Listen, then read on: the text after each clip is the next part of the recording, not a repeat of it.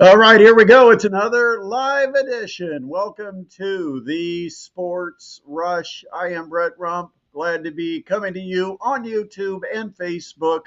And we try to do it live at least once a week. Of course, do not forget while you're joining us today to subscribe to the channel and make sure you share and like. Also, want to make sure that you hit the little bell so every time we've got something posted that might be of interest to you, you get the little alert. And of course, subscribing absolutely free. It's not going to cost you anything. There's no commitment, no contract, no solicitation, nothing going on other than the fact that it helps us on our end to build this channel. And I know that's probably what you want to do. You want to help us build our channel. So please do click the subscribe button while you are involved in watching our live broadcast. Of course, we got a special day today because we're going to be getting John Nolan, the voice of the Indiana Fever on radio. He is going to be joining us live. Also, Dylan Sinn from the Journal Gazette is going to jump on the show. So we are packed. Of course, the guy I didn't mention is the guy who is here pretty much every week. Let's go ahead and bring him in, Adam Lundy. What's up this week, Adam? Hey, how you doing, Brett? Hey, just coming off getting home not too long ago from what was a marathon of a tin cap game this afternoon at Parkview Field. Oh my gosh. As a former pitching coach, it has absolutely driven me mad this week. The way guys have walked batter after batter. What's the number one job if you want to be a pitcher, whether it's little league or whether it's high school, whether it's college, or certainly in the professional ranks? If you want to be a pitcher, job number one is to throw strikes. Get the dang Yes. ball over the plate. And neither team did it well. And the most No, a lot of frustrating walks. is the key batters. And I always say that there's moments where you're opening and shutting a door on another team. One of the ways you're opening the door is when you're walking a number 9 batter to start an inning when you've got a multiple run lead. You're up 2, 3, 4 runs, and you walk the number 9 batter to start an inning. You're just asking for that guy to score. You're setting the table for the other team. You're giving them momentum. And baseball's a game that often is carried by momentum. And how many times did we see it today? It was so frustrating. It's been a crazy week at the ballpark as far as throwing strikes. And I'm not going to blame the heat. That's no excuse. It's just mental focus. It's repetition and doing the work in the bullpen to be prepared when you go out there to pound the zone with strikes. And that game ended up wild today. 8-7, Tin Caps held on to get the win.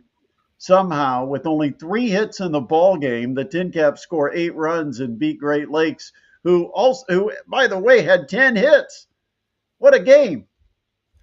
Absolutely bonkers. This whole series was kind of bonkers. I mean, 2 shutouts for the Tin Caps, but then we have some offensive explosions like today with some really just shoddy pitching. I'm gonna say, not gonna call anybody out, of course, but just some shoddy pitching. A little bit of lack of control, like you said, and those walks they add up, and they'll kill you in the long run because, like you said, we see a grand slam, and all of a sudden the momentum is entirely on the other team's side. So I'm glad they pulled out the win. The Ethan Long sacrifice fly in the 8th pull out, absolutely huge.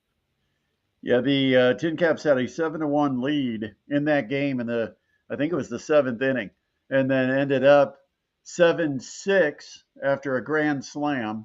After there was a walk hit by pitch and a walk to load the bases, and then you have to throw a strike, so you groove one, and a guy drives it out of the park. Just yeah, like you say, it was shoddy pitching. It was just bad. And I think the Padres are going to have some decisions to make as far as how personnel is handled. And that's all I'll say. I'm not going to call anybody out in particular, but they've got to make a decision on, is someone a pitcher? Are they a hitter? And what level should that player be playing at? That's enough of that. All right. Don't want to get in trouble. I'm not doing this to get in trouble, create No, controversy. But it was I'm not pretty here to get you in trouble either. it's pretty obvious to anybody who saw the game what was going on. All right. Um, but once again, we've got the voice of the Fever, John Nolan, joining us. Dylan Sinn is going to join us.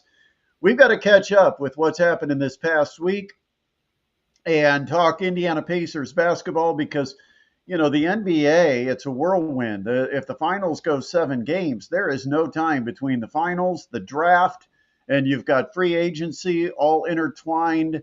It's a very busy week for the Indiana Pacers.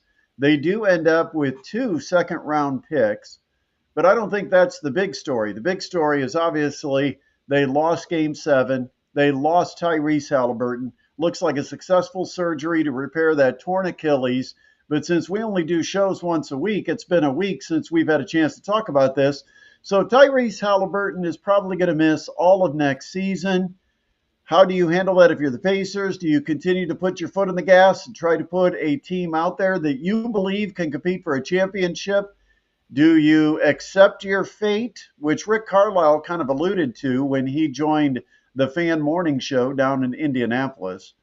And it looks like at this point, the Indiana Pacers want to keep their foot on the gas. They want to continue to ride this momentum. They want to try to continue to compete for championships and figure out how to make this team look every bit what it looked like this year without Tyrese Halliburton being a part of it. And so that's where we're at. I guess the questions, what decisions have to be made and which ones should be made first? Miles Turner, let's start there. Is he a necessary piece, and should the Pacers go into that luxury tax area by, I don't know if they call it the first level, the first tier, whatever, of the salary cap before you get to what is essentially a hard cap? I mean, you can go over with a guy like Miles Turner, but you're going to have to pay almost double whatever you're paying him. And the number that I'm hearing is that the Pacers are willing to put $35 million a year on the table. I'm like, for what? That's a lot of cash per rebound or per block shot or per choke job that you get in the finals. He was non-existent in the finals. He is not, I've said this for years, he's not the kind of player that you can count on to carry you to a championship. He will ride you to a championship, but he's not going to carry you to one. That was never more evident than what we saw against Oklahoma City. I say if you can make the right deal, or if you feel like you can let Miles go, sign a free agent's contract somewhere else. If you don't have the money, don't pay him. Don't overextend just because you feel like you've got to have Miles Turner. Pay him a fair price, a very team-friendly deal. If he chooses to stay, he chooses to stay. If he doesn't, he doesn't. But have a backup plan. Have something in mind of what you're going to do if Miles Turner won't stay. But right now, it seems like the Pacers are in a panic, feeling like they've got to have Miles Turner, and they're going to have to pay him to stay as an Indiana Pacer. Adam, your thoughts about Miles Turner? Yeah, here's the thing. That's I'm gonna sound a little bit soft here, but that's almost a fair price in today's NBA market for a player like Miles Turner. I know he doesn't grab enough rebounds a lot of nights. I know there's a lot of nights you don't see enough hustle out of him. I know there's some nights he pulls too many threes, but it's just the free agent center market isn't exciting me enough to be like, oh, there's a great Miles Turner replacement out there right now. It's asking price. What It's are you if replacing, Adam? Let's be honest. What are you replacing? Is it that's good. rebounds, which you don't get enough of? Is it rim protection, which occasionally he comes up with a big block? Is it 3-point shooting? Because there's plenty of that around the league. And the Pacers had a chance, by the way, to draft 2 guys that can shoot threes that are bigs, and they decided to go for guards instead. What are you paying him for? That's one of my big questions. What he can't create his own shot. He sets screens, but I think you could probably pay me $35 million, and I'll set every damn screen you want. I mean, really, what are you paying him for? I mean, just overall, you're paying him to be about a hopefully like a 16-7 16.7 rebound guy, which unfortunately in today's market is going for around that price. It's crazy. I know it sounds crazy, but I just don't know if doing a trade or checking the free agent market is going to improve your team that much as opposed to paying close to market price for Miles Turner. And I think there's going to be a little bit of that Pacers loyalty factor in this sign. See it a lot in Indianapolis teams overall. I mean, we see it with the Colts. I think we might see it with the Pacers here, want to just be friendly and keep him around. I think we're going to see him staying with the Pacers. And as far as overall, as far as, trying to compete for the finals, just don't do anything that's going to completely blow the team up or sell the future, because you clearly have a good thing going right now. You clearly had a good thing. You made it to game 7 of the NBA finals. Why not just, give your roster some experience without Tyrese and then just add him back to the roster the next season? I mean, it doesn't have to be a finals run. You could be a decent playoff team even, with the current roster. I think we saw how they did against a lot of these playoff teams without Halliburton. If you want to make a serious play to get, and I think really a fair ceiling of expectation is if they could make it to an Eastern Conference Finals.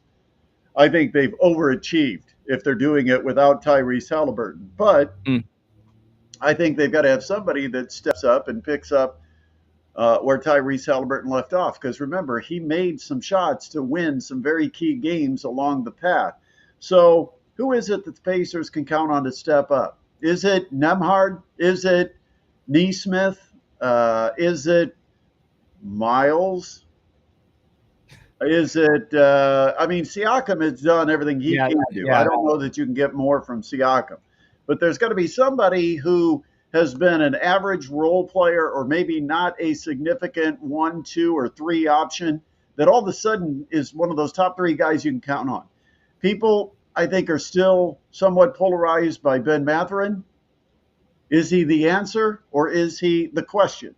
What do you do with Mathurin? And then Jarris Walker. It's time to say thank you for your service and your time. It just isn't a fit here. We've tried to push you into different places, a 3, a 2, a point guard at times, and I just don't see where it's working out, because I thought there were some matchups along this path that if they were ever going to use Jarris Walker, they would have to use him.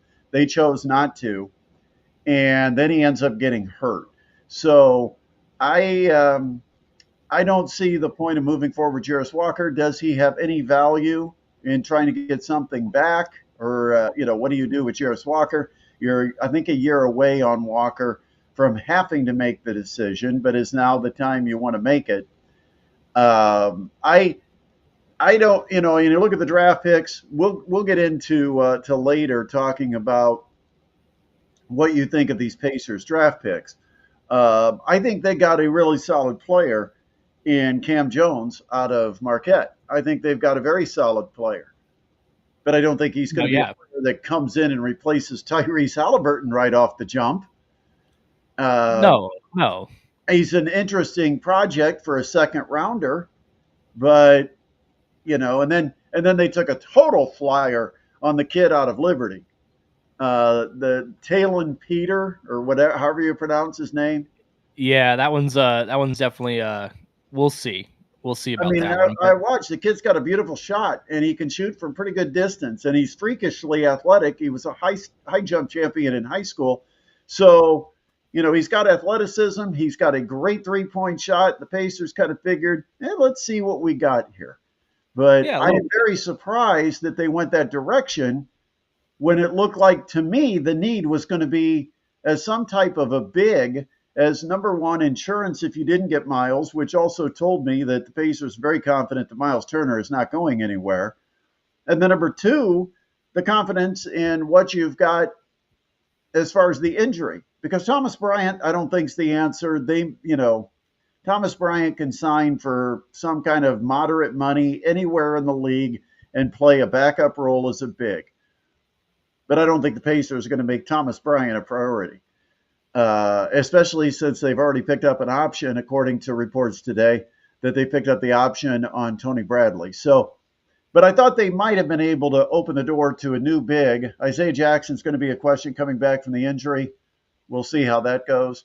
But a lot of questions still to be answered with the Pacers, and we've got to keep moving. I'll tell you what, Yeah, this show from two lots to hours talk down to about. one, man. Trying to do it all in just once a week with a guy that likes to talk, it's tough. What? You? No. Yeah, I know. Hard to believe, isn't it? That I would do something like that. Well, let's bring in our first guest to the show, and he has just been dying to get on. He just loves to have his face on YouTube, and so This let's bring guy. him in. There he is. Look at that. What a beautiful face. He had so much. He had so much to this show. It's Dylan Sinn for the Journal Gazette. He covers almost every sport. I mean, you can probably go almost any direction with Dylan. Today he was out at the ballpark. You weren't actually on assignment today, were you, or were you not? I was taking photos today. I was a Journal Gazette photographer today while our own Victoria Jacobson covered the game. So we were all over the Wow. place today. That's Wow. awesome. Taking photo. Now, do you have any photos you like really proud of? Did you get any good photos of a walk? It was a little tough. The action wasn't as intense today as it might otherwise be, but I did get one of Cole Papillon kind of pumping his fist at the end of the eighth inning when he got out of that jam. So I am proud with my output, and I will have a photo in the paper tomorrow. So thumbs up on that. I am a jack of all trades. Well, Let's my go. point with Peplum is he's got the gas. He can throw the fastball. If he can locate it and get ahead of hitters, it sets up the slider. He's not had the slider from what I've seen of him this year. He just hasn't had the natural feel for it. He's been trying to find it, sometimes over breaking it, sometimes leaving it flat. All of a sudden, something clicked in that inning where all of a sudden the slider showed up. And I'll tell you what, if you get Paplum with the slider working, he's going to be a tough guy at the end of that bullpen.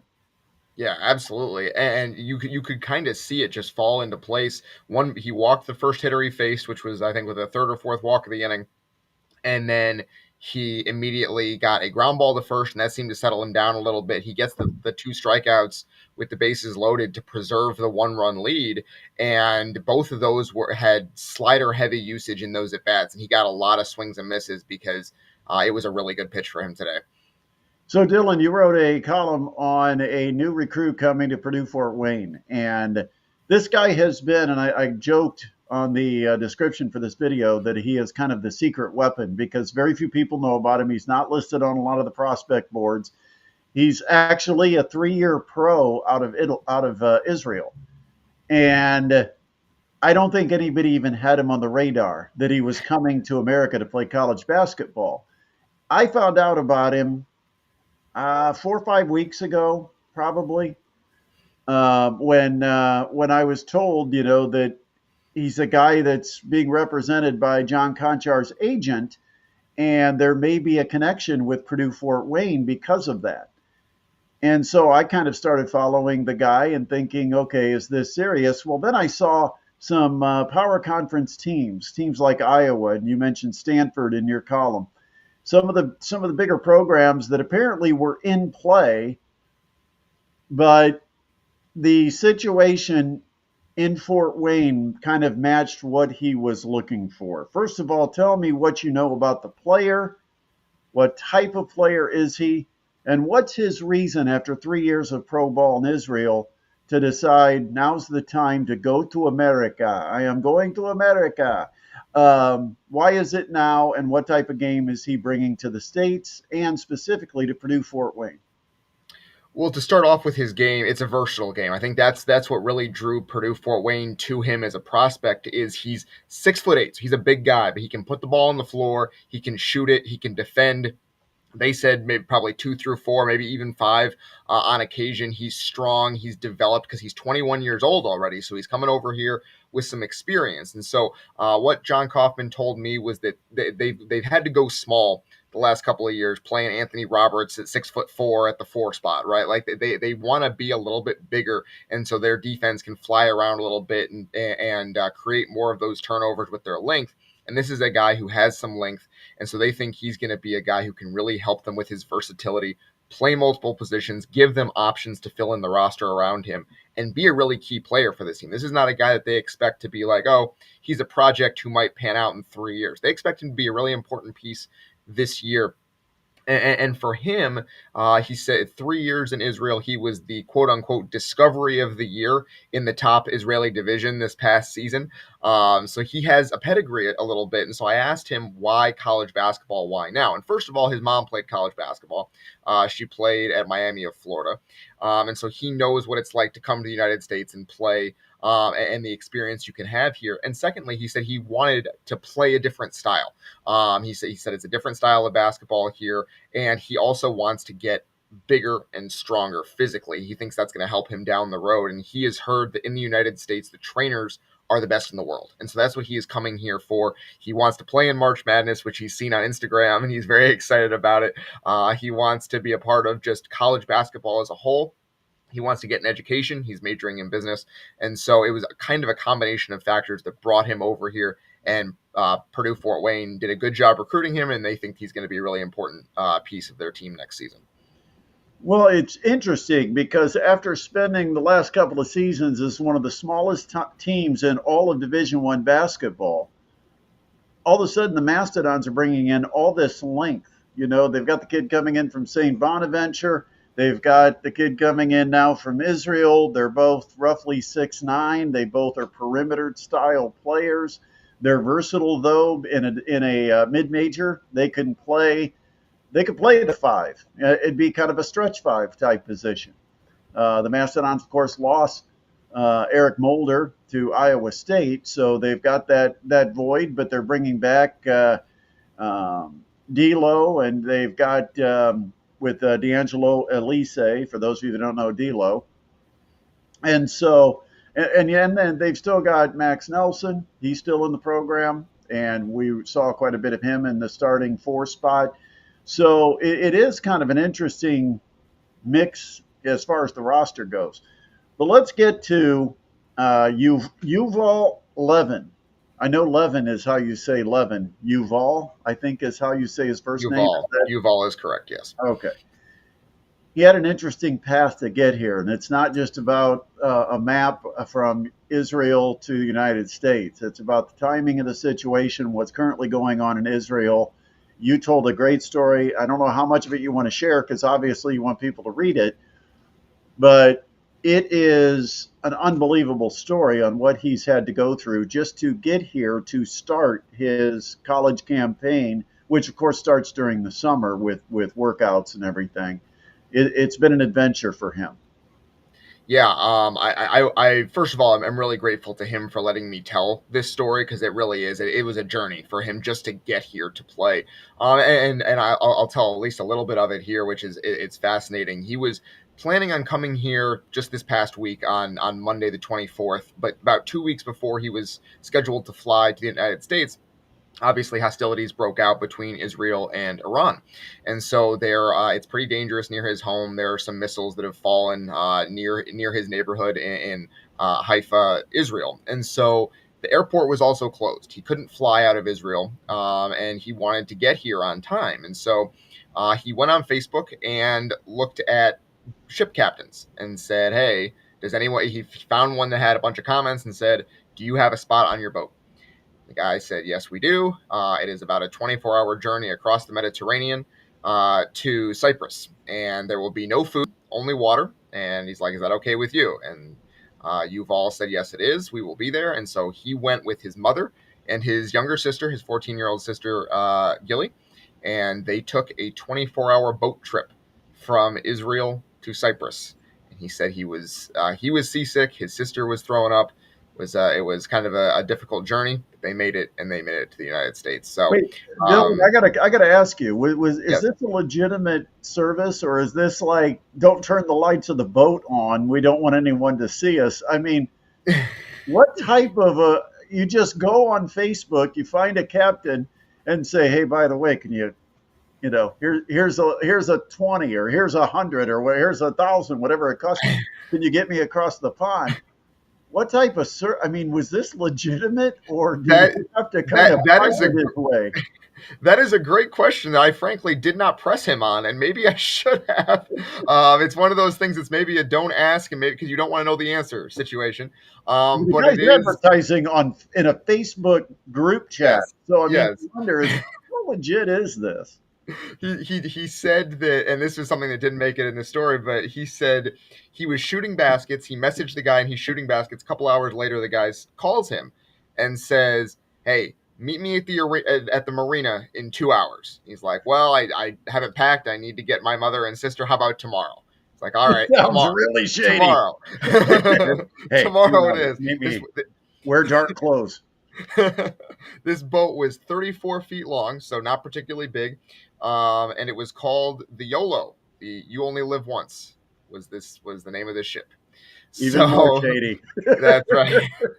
But he did indeed make it, and they made it across in about 24 hours. So it is a fascinating story. There's more to the story than that. So please check it out at journalgazette.net. I would really appreciate anyone reading it. And thank you again to Yuval for sharing his story, because it really was a journey for him. Yeah, it involves multiple plane flights and car rides and everything else. And so read the whole story on the Journal Gazette. All right. Last question for you, Dylan. I'm going to kind of shift to IU football. And I just want to get your first take on this year's Hoosiers and compare them to last year. The schedule is drastically different. Is there a possibility that the actual roster is better, but the team may not fare quite as well this season for Indiana? I can see that happening. I think that's kind of the way I've been looking at it. Is I think they did upgrade the general talent level with some really good work in the portal. I think they did a really good job of saying, "Hey, we are not going to let this be a 1 year flash in the pan thing. We are going to go out and get some high level guys." And IU's administration did a really good job of making sure that was possible with some NIL capital for them. But the schedule is more difficult this year. I think that's fair to say. I don't think they're going to slip back to 6-6. I've been telling people I think 9-3 or 8-4 is about right, which is fine, which is perfectly acceptable for an IU team that lost so much from a playoff team last year and has a more difficult schedule this year. If they start off with some pretty easy games, that first game that's really tough is against Illinois in the middle of September. If you win that game, you put yourself in position to have another really special season. Even if you lose it, though, I think they're on the right path, and this is not going to be a 1 year kind of slip back to 4-8 IU. That's not going to happen, in my opinion. Dylan, always appreciate you taking time to jump on with us. We know how busy you are, and that means there'll be plenty of things to talk about down the road. Have a great Sunday. Have a great week. Have a great holiday, and we'll talk to you again soon.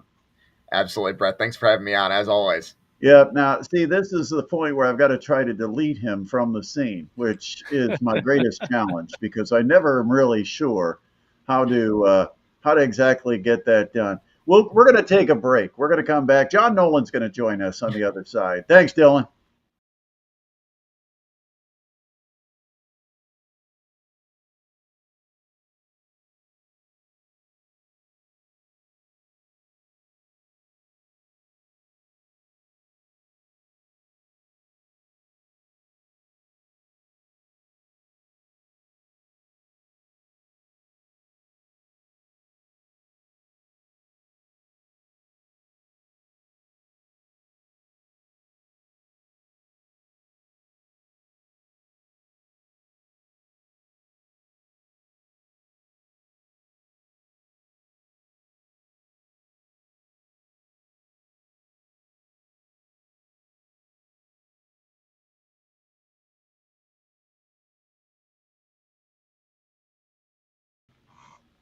Okay, welcome back. We are recording our live show, so thank you for joining us on YouTube and Facebook. And if you happen to be watching this show, you can always leave a comment.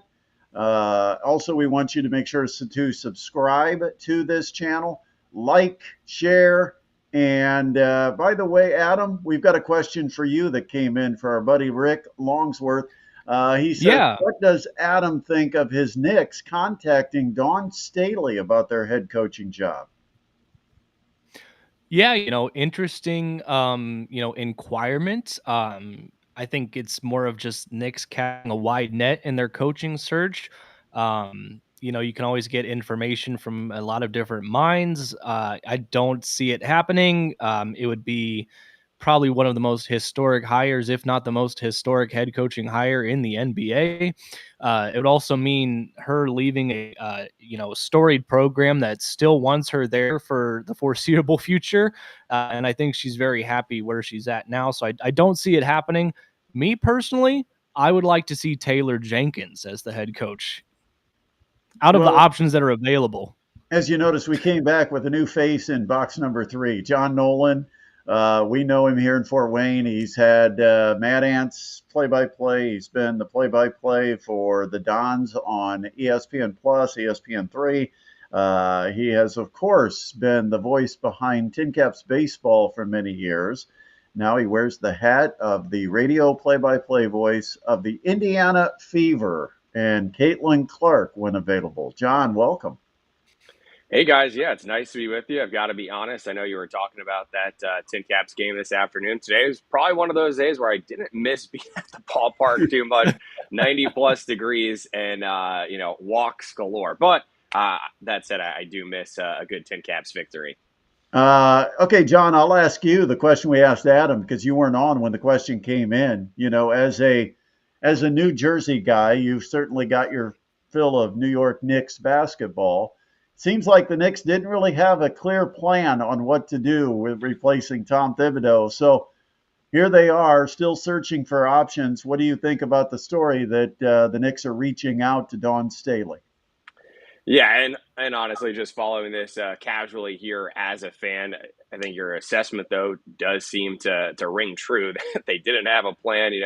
A week or two ago, just rattling through current NBA coaches and being denied permission one after another. I mean, I think Adam could be onto something with a few of the recent successful NBA coaches between Taylor Jenkins and Mike Malone.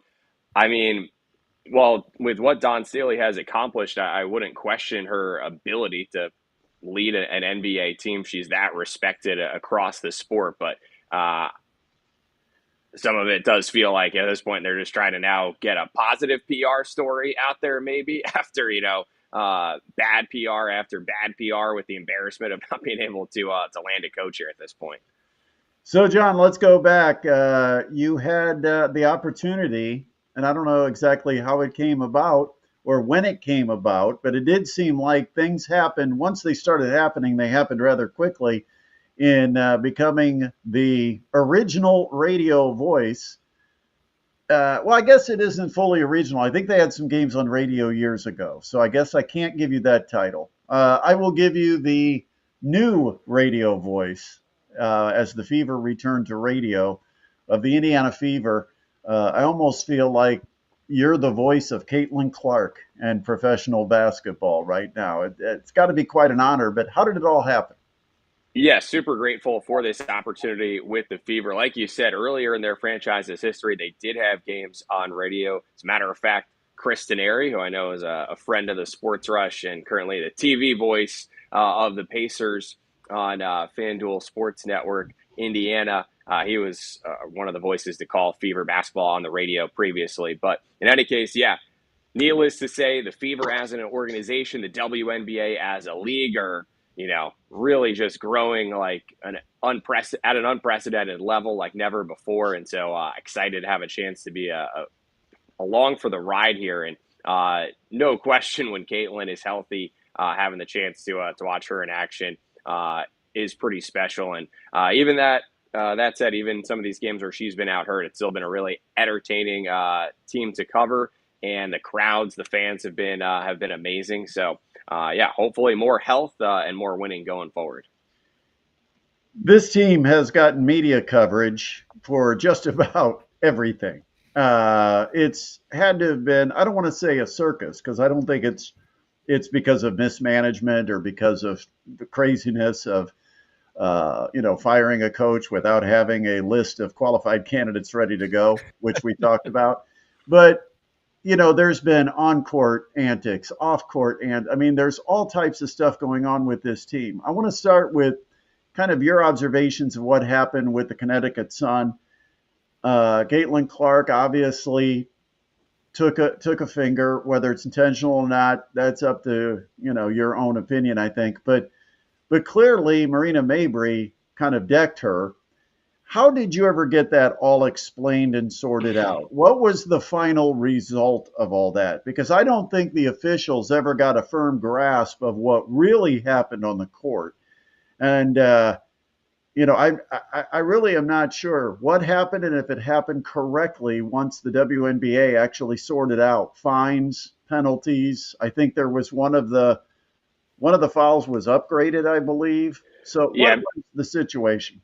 Right. And so in real time, and I did say, and hey, Marina Mabry, like myself, is a New Jersey native. She hooped in college at Notre Dame. I support the Fighting Irish. So nothing against Marina Mabry, but I said in real time that she deserved to be ejected for that blindside knock on Caitlin. And one thing, too, which, not to rehash everything here, but, Stephanie White brought this up afterwards in the postgame press conference.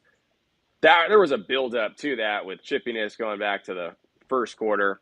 Yes, the following day, the WNBA did come out and say that Mabry should have had a flagrant 2 in that situation, should have been ejected from the game. And then, again, as has been chronicled, I think, already, if that was the case, then Sophie Cunningham doesn't commit the flagrant 2 foul in the final minute, which was really just sending a message that they were going to stand up after what went down a quarter before. So I will tell you, as you're touched on, I've called games in the G League in the past. A lot of the officials that we see in the WNBA also work in the G League. Some, Brett, you would recognize from working college basketball, including in the men's game. So these officials, God bless them, they keep busy working as much as they can. But I've witnessed, I'll just say, subpar officiating, and it's an extremely difficult job, and we're not trying to bury anyone here.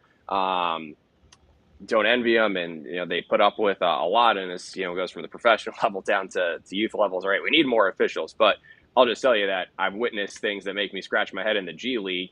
But truth be told, right, there aren't too many people in the stands. There aren't a lot of people tuned in, and now all of a sudden you have these same officials with this level in the WNBA, and now there are a lot more eyes on him. So this has become, from what I follow, this has become a conversation around the league. And actually, the commissioner did recently. She kind of said it's not that big of a deal. She kind of said it's teams being sore losers. But I think that there is definitely a growing conversation because, again, to echo head coach Stephanie White, in recent years, you've seen the level of play really pick up, coaching. I mean, just the whole operation, everything's leveled up probably except the officiating. And, that's unfortunate. Well, and I was going to ask you about that, and you kind of addressed pieces of it. Is there a WNBA officials union, or are these all just independent, show up and do a few games? Like the NBA, I can go online and I can look at officials that are actual NBA referees that get assigned to do every NBA game. What's the situation with the WNBA? How does it compare?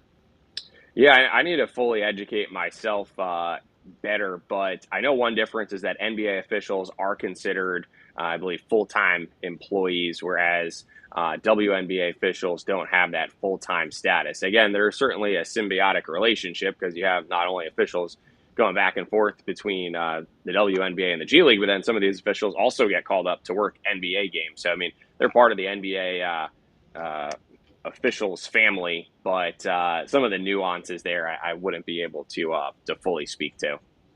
There's some things I'd love you to speak to that you probably can't, and I probably understand why, but I'm going to try anyway. DeWanna Bonner leaves the team, takes personal time away from the team, and then it comes out after a couple of weeks that she is not returning to the Fever. I looked at it, and I mentioned this in one of my short videos, that I feel like it's maybe a combination of she wasn't playing as well as maybe both sides expected, her and the Fever, that she wasn't starting anymore, and she might have been dealing with some homesickness. Last year, her and I don't know if it's if she's married or if it's just a partner. Fiance, yeah. Fiance. They played together. And so they were spending time together in the same house. All of a sudden now they're not in the same house. And I thought, this may be nothing, and people want to make it something about Caitlin Clark and how the locker room's being led and how people don't like playing for Caitlin Clark and, all these stories that really have no basis. And so I guess my question to you is, what can you share about that situation? Yeah, I don't have a ton more than what's already been out there reported, but I certainly hear Fever fans who'd be frustrated by that situation because here you have a player who signed a $200,000 contract, and then just a few weeks into the season isn't happy with their role. And in any case, I think also, if just speaking from like the perspective of a Fever fan, the very first game of the season, DeWanna Bonner actually moved up to third all time in WNBA history in scoring, and she got an amazing standing ovation. And after the game, she said she was genuinely touched because she had never experienced such a moment like that before. 17,000 plus people there giving her flowers. So was thinking, okay, this is a great fit. She seems to understand her role as being a leader on this team with some up and coming stars like Caitlin and Aaliyah Boston and a star in her prime in Kelsey Mitchell, for instance. So it just was surprising to see the change relatively quickly. And I guess I was just also taken aback that reporting says she didn't love that, she lost her spot in the starting lineup.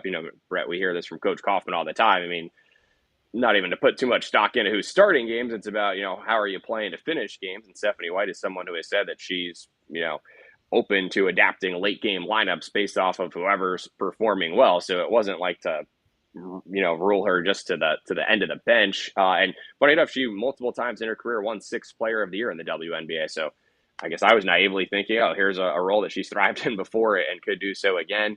But in any case, not ideal, right? But now the Fever, after waiving DeWanna Bonner, opened up more cap space, so they're able to, like you touched on, bring back Ari McDonald. She's already been a real spark, and then they do now have the ability to add another player because they were due to salary cap limitations, and some of this stuff does get kind of complex, but they were limited to not being able to have a 12th player in their roster because of the salary cap. Now they do have some flexibility, although there are currently international tournaments going on, and so it might be a wait and see until international play wraps up here shortly, and then they identify who they want to bring on. In-season trades seem almost impossible because of a tight salary cap. Teams just don't have the flexibility to be making a lot of in-season trades. So the idea that the Fever were going to be able to make a trade with a $200,000 a year player was almost naive to even think it could exist. Yeah. And especially, too, when, I'm not privy to the exact details, but the reporting is that DeWanna has identified Phoenix, where Alyssa Thomas is, and Atlanta, she's from the Southeast, as the places she wanted to go. So, yeah, already you only have 12 teams to potentially work with. And then of those two, the salary cap, like you said, just didn't fit. That's why I thought maybe homesickness might have been playing into this a little bit. All right, let's talk about the team and where this team stands. How concerned are the Fever, and should Fever fans be, about Caitlin Clark and the kind of the ongoing, even though they seem minor, there's one after another, and you have to be a little concerned. She's never missed time like this. Yeah, did not miss any games in her rookie year, did not miss any games over her 4 years at Iowa. Actually, just since the show started, the Fever have a late evening practice, or late afternoon, if you will, practice going on down in Indy, and so media just got a look into the end of practice, and Caitlin was participating in the shooting drills that were open to media. She was wearing leggings or like sleeves on her legs, maybe as an accommodation to these recent injuries. So not sure of her status. She might be speaking, or Stephanie White might be speaking with the media right now, actually. So we'll have to check that out after the show. I know Stephanie White has described her as a quick healer. I mean, we saw her come back from the previous quad strain and had that electric moment against the New York Liberty where she made 3 threes in less than 40 seconds. So I think they are just leaning on the side of being conservative, or erring on the side of caution, because the season goes into September. They have eyes on a playoff run. Finals are all the way into mid-October. So I think it's a case where, like, it was a game for championship. Tomorrow, perhaps she plays. And so, funny enough, coming up on Tuesday, it's a game for $500,000 to the team in the Commissioner's Cup final. So, waiting to see where she's at with that.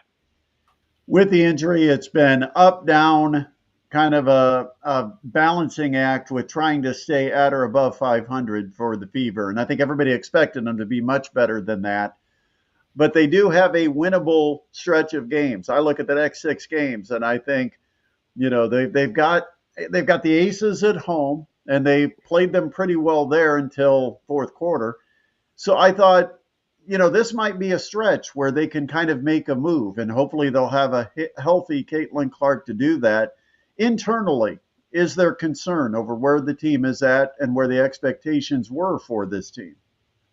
Yeah, I mean, from what I sense internally, it's not a major panic. Yeah, everyone would prefer to have a better record at this point. I mean, they've had a second half lead in all of these losses, and there was only one game in which it didn't really go down to the last several minutes. So, yeah, one thing that they identified is they've not closed games out well. They finally did a better job of that most recently against Dallas. You touched on an upcoming part of the schedule here to take advantage of. So after Tuesday's game, that's at Minnesota, then it's 5 consecutive home games. So that's going to be their longest homestand so far. And coming off of a sequence here where they had 6 games in 11 days in 5 different cities, which I think everyone in the league comes across parts of the schedule like that. Last year, fans might remember, it was straight out of the gates that they had almost an unprecedentedly hard schedule. So, they've kind of maybe weathered the storm. Obviously, a lot of this will be contingent on Caitlin's health. And now that DeWanna Bonner's out of the picture, I guess it's a moot point. But they only have had 2 games this year where they had their full opening day roster available, because you also had Sophie Cunningham out injured. Even right now, still Damiris Dantas as a bench piece. She's on international assignment playing with Brazil overseas. So yeah, it has been tough to find a flow. But again, going back to preseason, Steph White said she didn't think this team would necessarily even find its stride until mid-July around the All-Star break, because there were so many new pieces to begin with. So while it hasn't been totally ideal, at the same time, no pushing the panic button, as they still do have time to work through this. 16 games down in a 45 game schedule. You mentioned the Commissioner's Cup Championship against Minnesota coming up on Tuesday.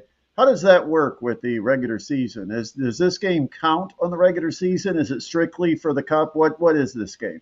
Yeah, this is pretty similar to when the Pacers made their run in what was then called the in-season tournament 2 years ago, and the Pacers made it to the championship of that against the Lakers. And then, the stats and the win-loss doesn't officially count in this game coming up. So, again, similar to the in-season tournament or the NBA Cup, there were games that were simultaneously both part of your overall regular season record and then part of just standings for the Commissioner's Cup in the earlier part of June. And so it was the Fever who had the best record out of the Eastern Conference. They tied with the New York Liberty, but had the head-to-head win against them in Cup play. And then Minnesota, the best record out of the Western Conference. And then Minnesota had a better winning percentage overall, so that's why they're the host.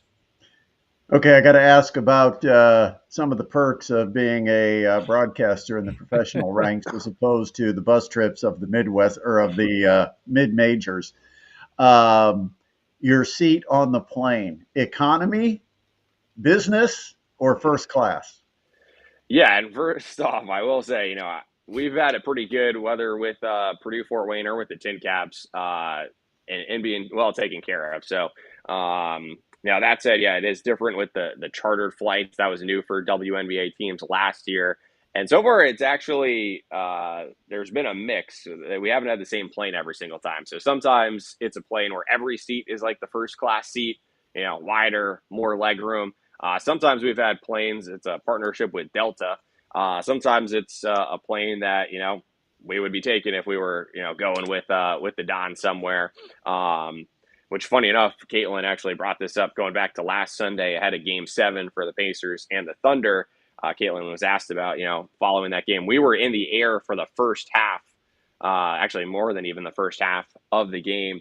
And Caitlin, in a press conference, brought up how there's not free Wi-Fi all the time. Again, that's fluctuated. So she was like, I hope it's a plane with the free Wi-Fi because I don't want to spend $9.99 to. I think she could afford that one. Yeah, I'm the one I who don't think probably the needs to. 9.99 is a problem for her. I'm the one who probably needs to think through that one. But yeah, that's been hit or miss. As it was, there was actually technical difficulties, and we could not watch the first half of the game, and like I had no awareness of what was happening with Halliburton's injury and stuff. And then finally, they were able to get that straightened out, and that was kind of deflating. It was like, oh wow, up at halftime, but Halliburton's out, and then sure enough, we start watching in the third quarter, and that's when it kind of spiraled away. Well, did you? What about the meals on the road? Are they all steak dinners for John Nolan? Is that part of the perks of your contract? No, not quite. I mean, one difference from traveling with a college team versus a professional team, and I'm not sure how it'll change in the years ahead as college becomes professional. But and this, so with the Fever, it's kind of similar to the Tin Caps too. Like when you're on the road, there aren't team meals.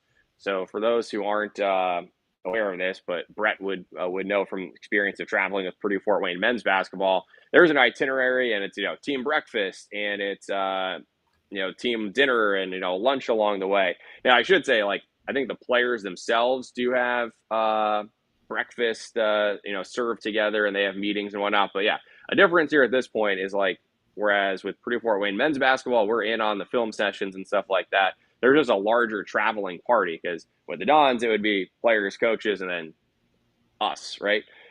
There's a bigger traveling party, so we're not necessarily as intimately involved with everything here with the Fever. But yeah, that said, very well taken care of, and now going to cities with no question, some great options of getting a meal. Adam, I'm giving it to you, man. You've been in there a long time, waiting for your shot. I'm gonna give you the question to John while we got him here. And you can go anywhere. If it's Fever, if it's Pacers, if it's G League, if it's how much he misses Fort Wayne, I don't know. You give it to us.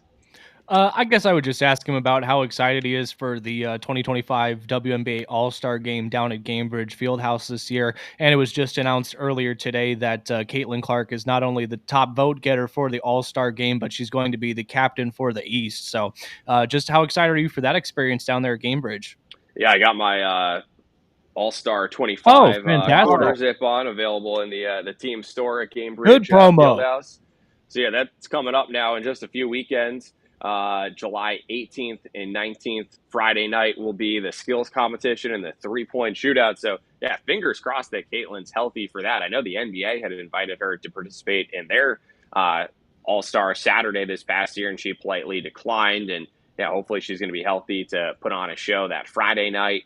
And then the game will be Saturday. And so it sounds like we're not going to have a radio broadcast of that, but I'm hoping to be there and take in the scenes, because this is the first time ever that Indianapolis will be hosting the WNBA All-Star Game. It's been a long, long time since they had hosted an NBA All-Star Game. Got to do that last year. And so now getting this W one for the first time, sort of just continuing the riding the wave, if you will, here, of all the great momentum between both the Fever and the Pacers, and really having like all eyes in the basketball universe on Indy and the state of Indiana. I got to say, John, I'm sure you're a great guest and you'll bring many eyeballs to this video. But if you've got any way to get us Sophie Cunningham, because she's right now the craze across social media. One lasso of a player, and you brought it up, one lasso, and all of a sudden she's the hottest trending subject across social media.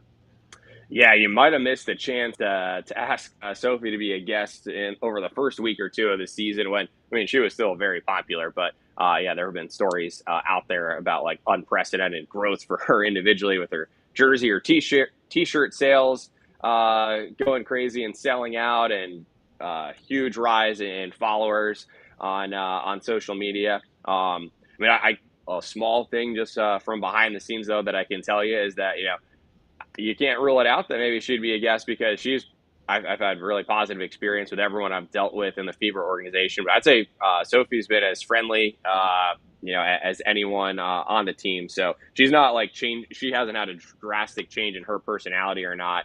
You asked about like the plane situation. Broadcasters are at the back of the plane, and so sometimes as I've been like carrying probably more than I should in my hands, maybe trying to be helpful and carry somebody else's luggage too. So I'm the guy struggling through the aisle, and she's the nice person to be like, hey, can I help you with that or whatever? So anyway, Sophie Cunningham looks like the rest of the team. Very, very nice person to good person to be a fan of. It's cool because that's one of the things. You see a personality and you believe in your mind that person is representing a certain persona. And it's great to know that she is what you see as far as the fun-loving, friendly person that you're seeing on some of these TikTok videos and everything else. Exactly the same on and off the court. And I now, someone who's not the same on and off the court would be Caitlin, right? I mean, she's super intense on the court and, gets her fair share of technicals for chirping at officials and stuff. But I think you do see in her interviews off the court and some of that content that she is a really nice person. And, the first time I had the chance to meet her or be introduced to her, she says, hi, I'm Caitlin, as if I didn't know.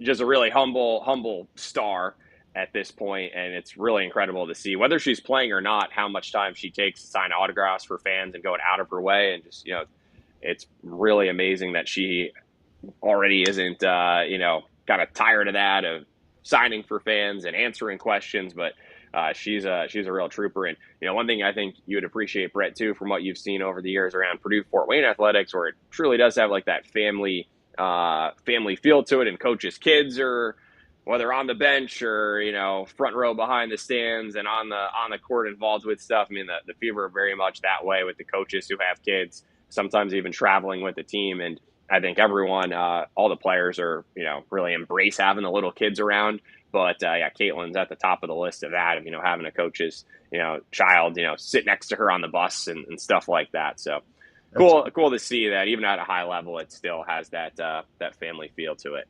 Little peek behind the curtain with John Nolan. Hey, before I let you go, just want to ask, now that you're an official part of the Fever staff and the WNBA All-Star Game is coming to Indianapolis, are you going to have any kind of official role or special role for that weekend? Yeah, I don't think so. Not that I'm aware of. Hopefully, I'll be there and get to capture some coverage, maybe for folks who are following online. But as of now, not aware of any broadcast. The game will be broadcast nationally on TV. I was going to say ESPN, but it might be on ABC. ABC, yeah. Yeah, I got to check that. But otherwise, we'll have every game home and away here on the radio on Old National Bank Radio Network. So you can stream it for free through 1075thefan.com, or even if you go to the Fever app, it's really simple to just make a couple taps and get the games for free. That is a difference, whereas the NBA has a League Pass audio with a subscription. You're able to tune into our WNBA Fever broadcast for free. I've been listening plenty, so you've been doing a great job.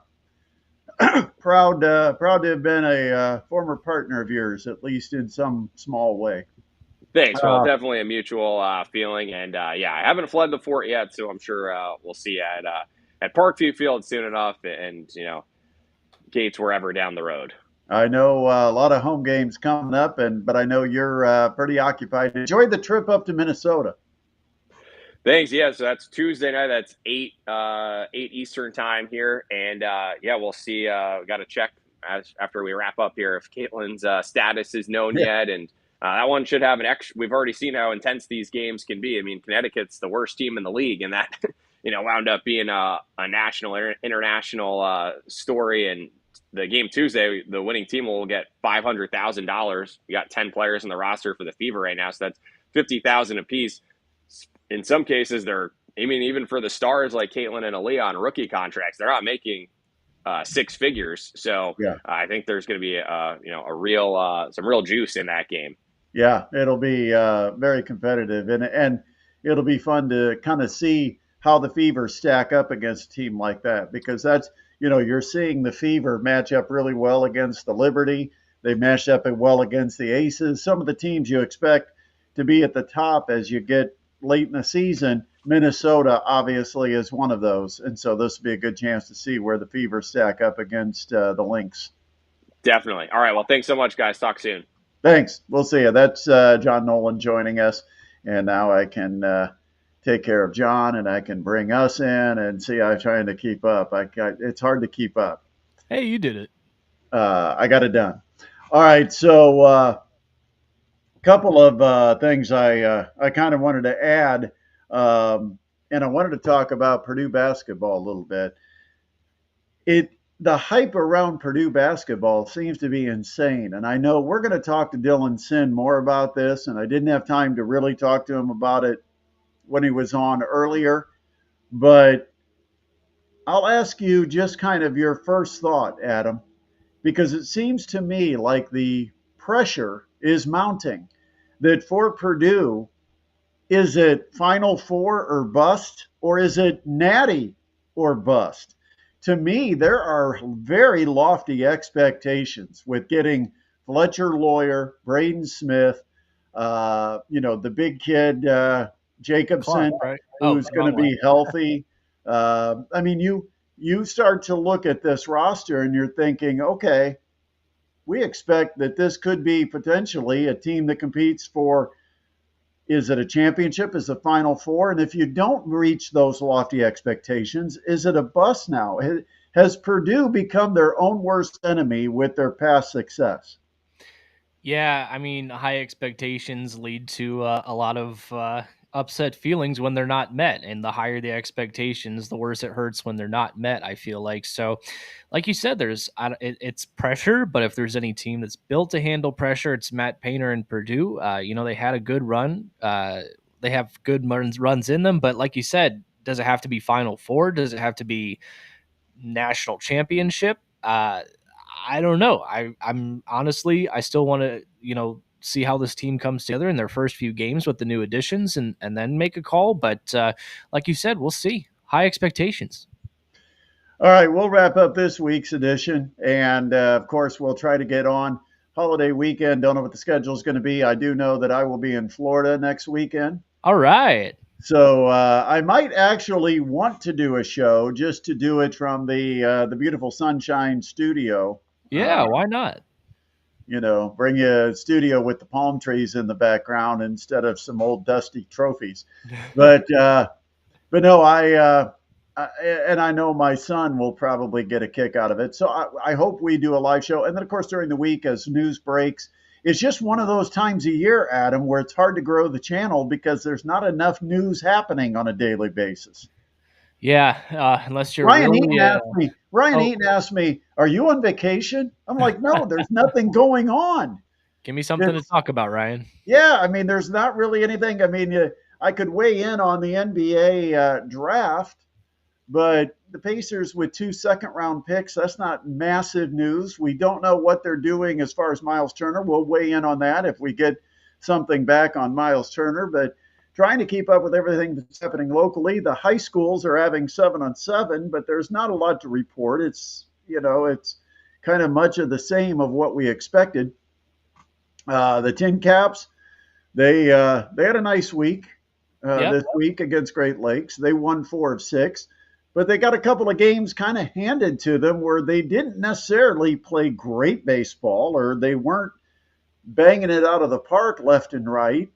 They were just walking a lot, 16 times in that game Tuesday, and I think they had another dozen walks today.